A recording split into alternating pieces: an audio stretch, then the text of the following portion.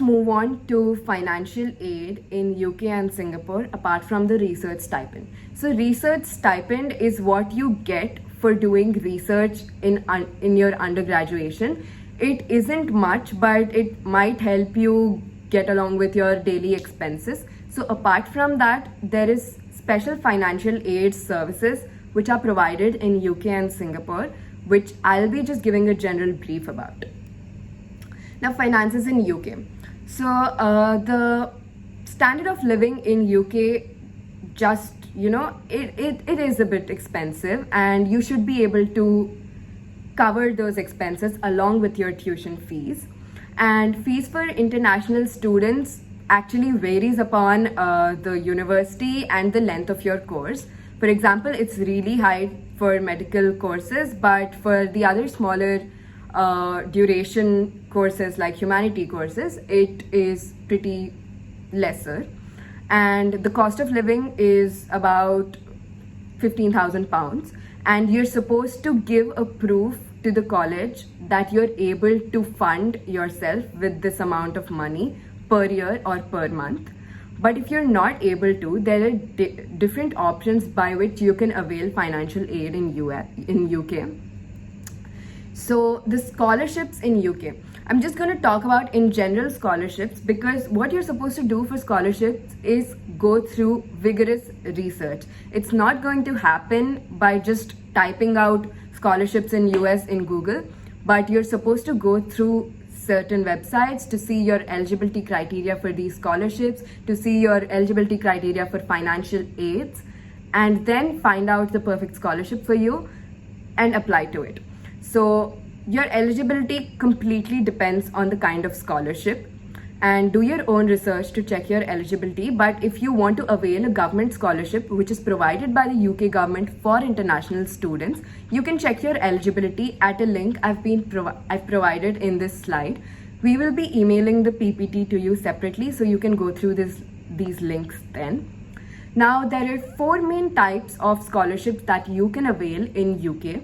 That is global scholarships. Now, these global scholarships aren't really practical for us as international students. They're basically provided by these huge organizations like the United Nations, etc. And their application process and eligibility criteria is pretty strict.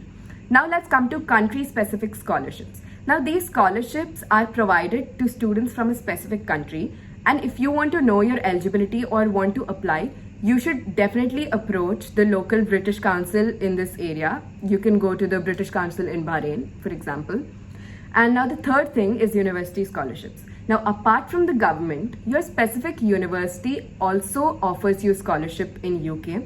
And the way you're supposed to avail it is after getting your admission, you can contact the international student officers or the financial aid offices and avail your scholarship depending on the eligibility. And the fourth one is scholarships by private companies. Now, private companies also give you scholarships. The way you have to apply for them is not so clear, but you can definitely check out on several links that I've given below, which give a list of scholarships that are available in the UK and in different countries. So these are basically a list of scholarships for all international students in different countries.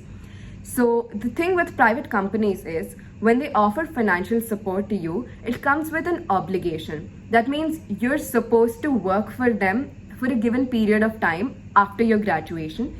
So if you know any company which is keen on employing graduates from your subject, then it's best to approach that particular company in regards to financial aid.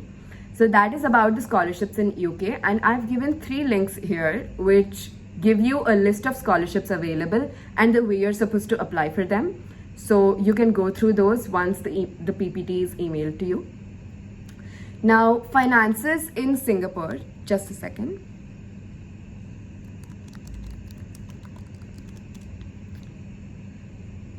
Yeah, well, finances in Singapore is very easy to apply to, and this is the best part about Singapore, that everything is university specific. So if you want to avail any 4 of these kind of finances, which I will be elaborating about later, then you have to go to the particular university website. You need to go to the financial aid section after you've gotten your admission, and then specifically apply for the kind of financial aid you might be needing. So the first kind of finance in Singapore is the bursaries. Now these are non-repayable. That means you do not have to repay them, and they come with no obligations. No obligations in the sense you don't have to work for Singapore for this given amount of time when you take a bursary. But the thing about this is that it covers majority of your expenses in Singapore, including your tuition fees. But this might be really hard to attain, or it has a really strict eligibility criteria for you to get a bursary, but you can get it every year of your undergraduation. So all you have to do is go to the university website, go to the financial aid section and apply for the bursary if you think you're eligible for it. And this is for international students and local students as well. Now the second thing is scholarships. So now scholarships, as the name suggests, it completely depends on how excellent of a student you are. And if you shine out from the other students with exceptional grades and, academics, then you get scholarships which are university specific, and they can also be given by the government, and they don't have to be repaid, but they come along with certain obligations. So if you get a scholarship from a private industry or a university, then you're obligated to work for them for a given period of time depending on the terms and conditions of the given scholarship. Now the third thing is study loan. As the name suggests, it's a loan provided to you by the government which will cover a part of your tuition fees, and it is repayable, and it doesn't really have a high rate of interest, and it can be repaid at an extended period of time. And the final one is a tuition grant. These tuition grants are provided by the government, and they cover about a part of your tuition fees, but it also comes with an obligation of you to work in Singapore for 3 years post-graduation.